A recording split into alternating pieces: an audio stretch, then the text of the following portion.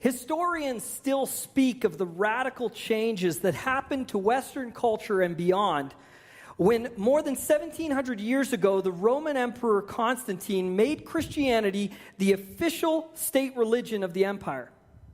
In my view, the shift happening now in the West toward a post-Christian culture will be something equally dramatic. Church leaders who study the trends happening around us and stay current with shifts in thinking and ideologies will always have an easier time connecting with emerging generations than those who don't. Churches that will thrive over the long run will study culture, and in that process, they will become flexible, agile, and adaptive. We've been going through a series called 7 Powerful Conversations, studying the early church, specifically Luke's writing in Acts, and asking difficult questions that come out of this book by Carey Nieuwhof, Lasting Impact, to which I read that quote. And today, we're dealing with the conversation, what cultural trends are we missing? What cultural trends are we missing?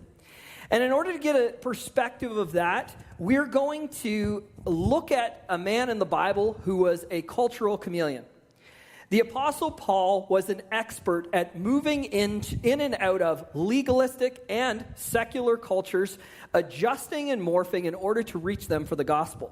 And that's what we're going to look at today and see if we can find any clues from Paul's work. Also, we're going to be looking into 2 of 12 principles that kind of connect with what Paul did and how Paul lived. And again, we're only going to cover 2 of the 12 today. So if you haven't got a copy of Lasting Impact, you can download it at lastingimpactbook.com, either audio or digitally, or it's $15. You can buy a copy at the back there. Just grab that. And again, if you want to know the full 12 principles, we're only going to cover 2 this morning, and it's excellent stuff, so you're going to want to get that. So let's open our Bibles to Acts 21. Acts 21. And I've talked about before that sometimes in the Bible, verses and chapters have been placed in certain places, and they weren't there initially. So when Luke wrote the book of Acts, he wrote it as one full account. Now, the verses and chapters definitely help us to locate certain passages and things like that, but sometimes what it can do, it can get us to stop thoughts when the author, the Spirit, didn't intend for a stop to be. And this is one of these passages. We're going to start in Acts 21:37, but we're going to read through to 22 because it actually gives us a greater perspective, a bigger picture of what's going on. So let's do that. Acts 21, verse 37, and then transferring right through to 22:8. Here we go. As Paul was about to be brought into the barracks, he said to the tribune, "May I say something to you?" And he said, "Do you know Greek? Are you not the Egyptian then who recently stirred up a revolt and led the 4,000 men of the assassins out into the wilderness?" Paul replied, "I am a Jew from Tarsus of Cilicia, a citizen of no obscure city. I beg you, permit me to speak to the people." And when he had given him permission, Paul, standing on the steps, motioned with his hand to the people. And when there was a great hush, he addressed them in the Hebrew language, saying, "Brothers and fathers, hear the defense that I now make before you." And when they heard that he was addressing them in the Hebrew language, they became even more silent.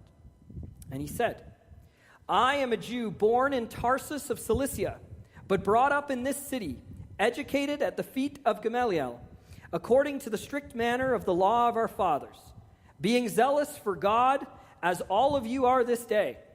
I persecuted this way to the death, binding and delivering to prison both men and women, as the high priest and the whole council of elders can bear me witness.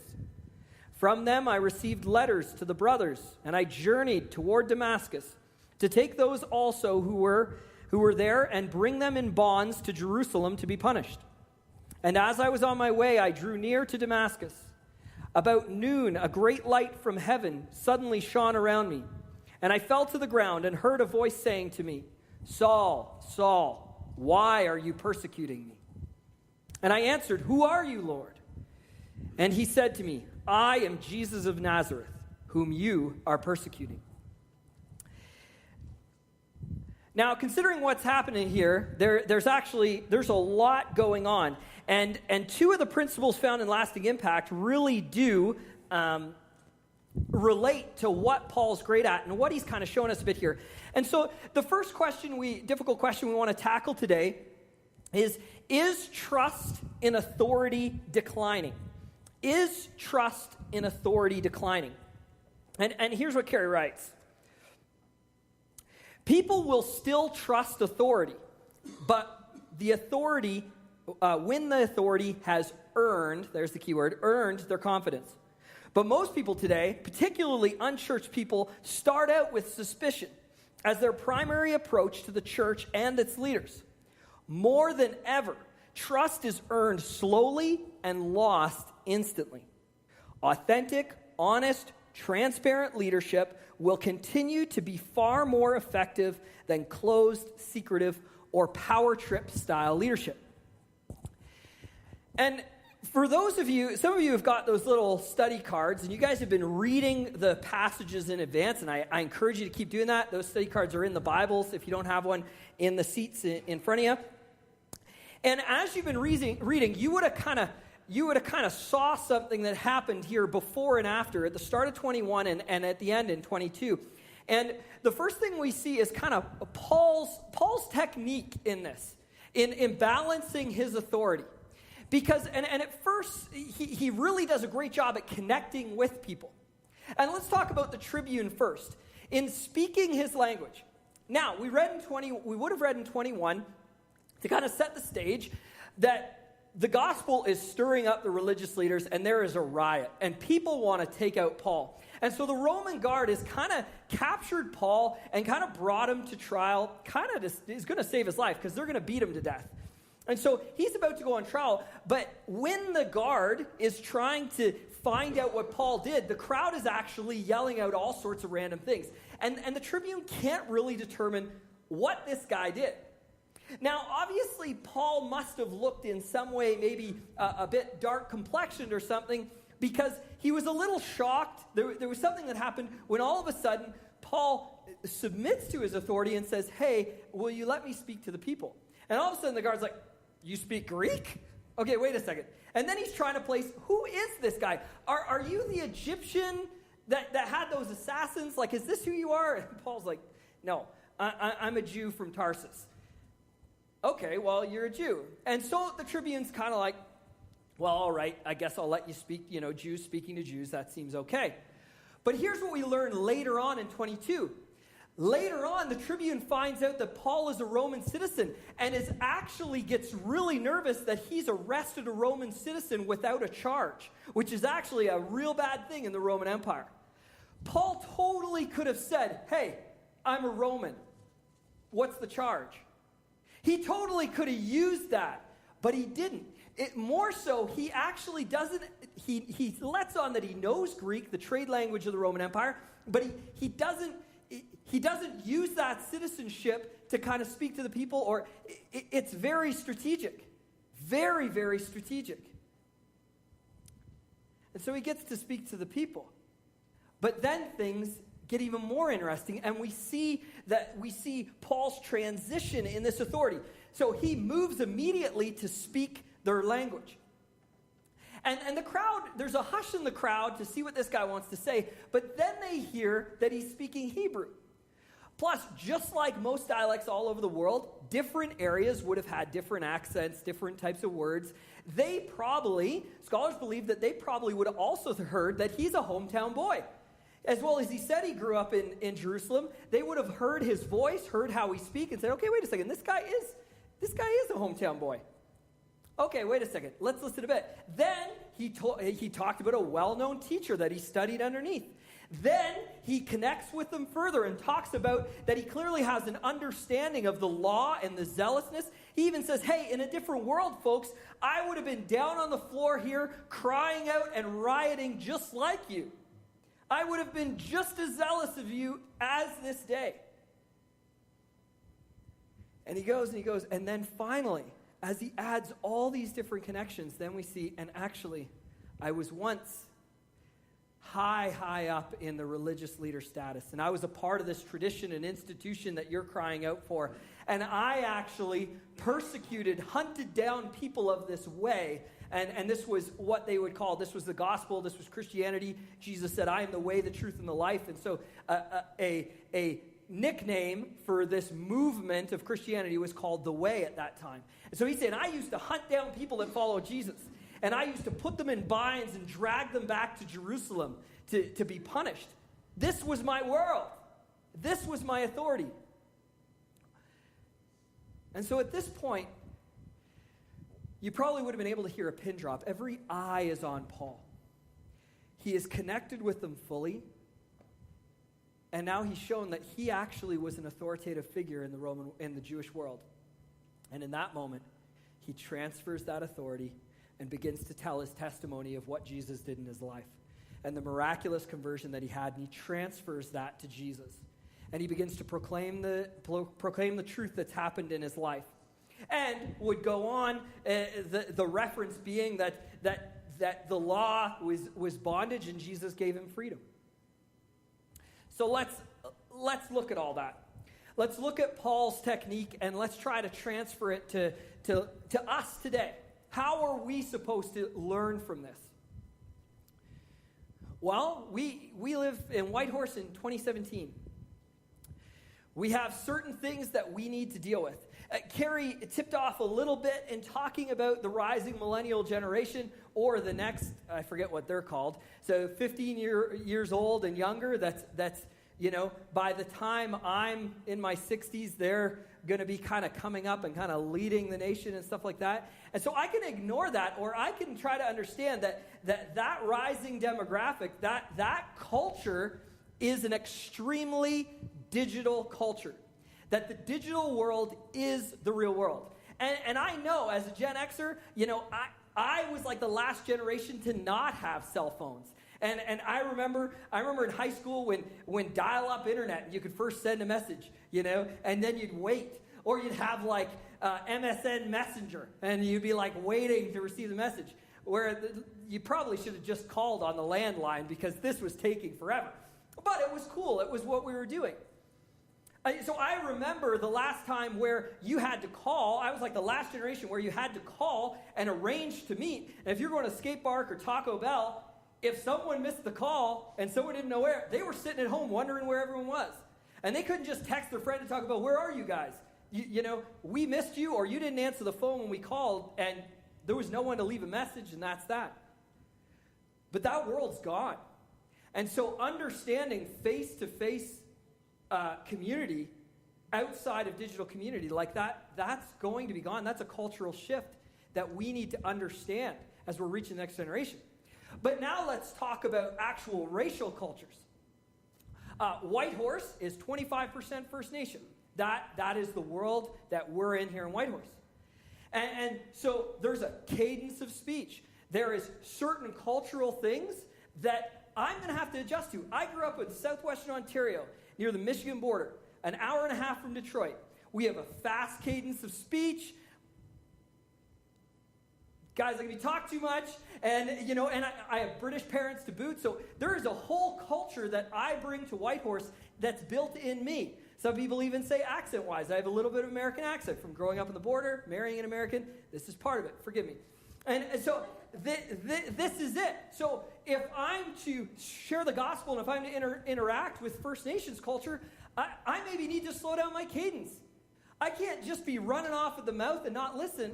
And I think for me, growing up in southwestern Ontario, predominantly European and British immigrant parents, I think I can learn a lot from First Nations in that they listen a lot better and they think before they speak, which I need some work on, okay?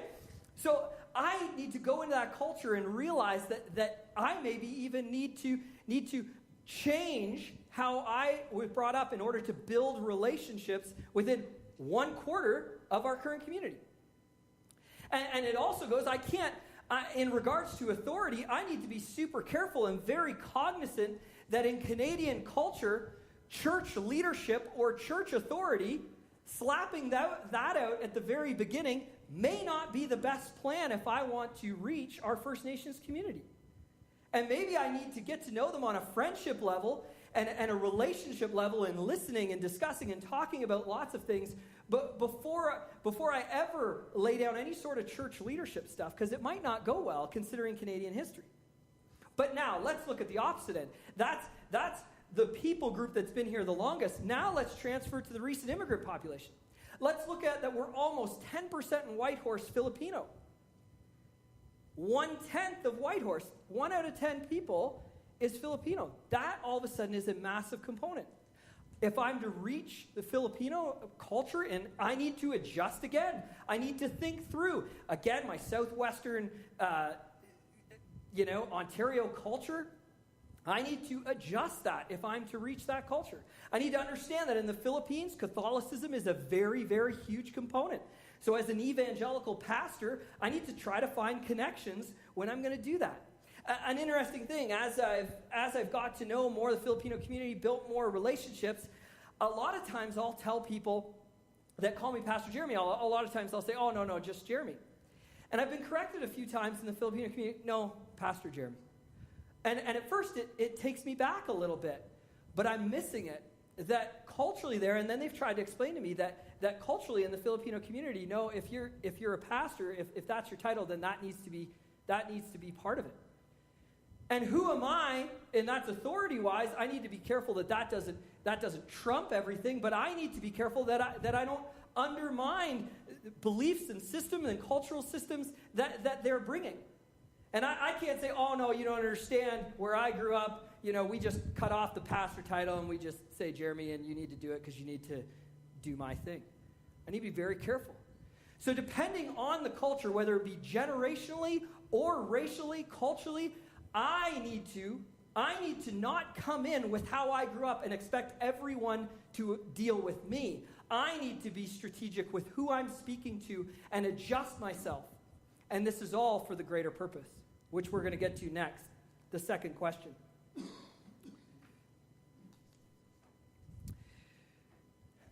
As noted in other chapters of this book, millennials will not stay long at work or causes that have little greater meaning or purpose.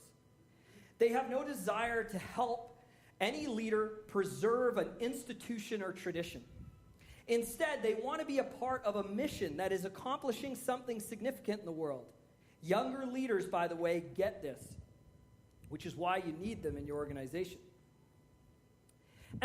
And this whole thing, we need to ask a difficult question. Is desire for greater purpose increasing? As authority and trust in authority declines, I can't simply rely on the fact that I went to Bible college and that I got pastor in front of my title. I can't sit on that. Those days are done. I need to transfer that and understand that the greater cause of the gospel is actually what is going to resonate across generations and across racial lines. Because Jesus Christ is going to resonate no matter what the nation, tribe, or tongue, according to Scripture. And really, this is Paul's strategy. Turn with me to 1 Corinthians 9. 1 Corinthians 9. What Paul used in Acts, he outlines as kind of an instructional strategy for the Corinthian church. And it's important that this really gets to the why Paul acted how he did, the why Paul lived as he did. Starting in verse 19, we read, here we go. 1 Corinthians 9. Sorry, that was 2 Corinthians. Forgive me. We'll read that another time, okay? For though I am free from all, I have made myself a servant to all, that I might win more of them. To the Jews I became a Jew in order to win Jews. To those under the law I became as one under the law, though not myself under the law, that I might win those under the law. To those outside of the law, I became as one outside of the law, not being outside of the law of God, but under the law of Christ, that I might win those outside the law. To the weak I became weak, that I might win the weak. I have become all things to all people, that by all means I might save some. I do it all for the sake of the gospel, that I may share with them in its blessings. And this is really a gospel technique. I never need to get to the place where my upbringing, where my position, my racial background, the letters on my name, the degrees on the wall, I never need to get to a point, I should never, ever get to the point where that overshadows my call to reach the city of Whitehorse. And whoever the Lord allows to come into Whitehorse, whatever the generation, whatever the race, whatever the culture, I need to do my best to follow Paul's example and what he's outlined, what I believe is Christ's example, and I need to become a cultural chameleon. I need to be able to study, understand, and if needs be, become a people group in order to reach a people group. And there's going to be some hang-ups. I get it. And I want to be careful that I put a caveat on this. Notice that Paul still said that he was under the law of Christ. And there's a weird thing going on right now in Christianity, predominantly liturgical circles, some evangelical circles, where for the sake of culture, they're laying down some things. And the big stuff that they're laying down right now is gender roles and sexuality. And I would caution anyone with this thinking to say, oh, well, we're doing it just to become more aligned with culture. Be very careful, because though Paul went into secular cultures, went into some of the Greco-Roman world where there was all sorts of strange gender and sexuality things going on, never once do we see that Paul made all these different sexual deviants, stuff like that, okay. When he still set up church, he still set up elders and pastors. He still stuck to those structures. He still called husbands to be husbands and fathers to be fathers. There was still clear separation because he was still under the law of Christ. And so I want to make sure we have that caveat. As we reach culture, we need to never reach culture so much where we start to justify sin or justify biblical principle. It's a very careful balance that we need to be seasoned believers to do. But again, if we focus on the greater purpose and allow the Holy Spirit to do that work, we can achieve it. And for us, we have to, as a church, I have to, as a pastor, I need to start to look at every custom, every tradition, every institution, and lay it all down for the sake of the gospel. That if I'm able to win some for the gospel of Jesus Christ, and that people can walk away knowing Jesus, and that they can get into heaven, that I need to never say that my tradition, my institution, my custom, my background, my race, all these different things, I can never say that these are more important than Jesus. That I will lay down everything if needs be in order to reach some. Just as Paul explained. And really, on Wednesday, this is really what we did as a church.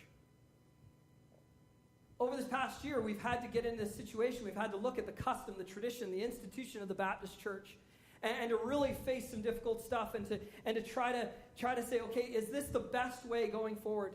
In the city of Whitehorse and the way it's progressing, is a Baptist flag going to be good for us to reach people, or will it be a hindrance? Again, not laying down the association, not laying down the doctrine, but we had to look at that. And so we're in the process of moving from Whitehorse Baptist Church to Mountain View Church. And just so we're clear, we're kind of late to the party. Our fellowship across Canada has been looking at this for the past decade, laying down tradition and institution for the sake of the gospel. About 8 to 10 years ago, somewhere in there, our national fellowship started looking at that, the Fellowship of Evangelical Baptist Churches of Canada.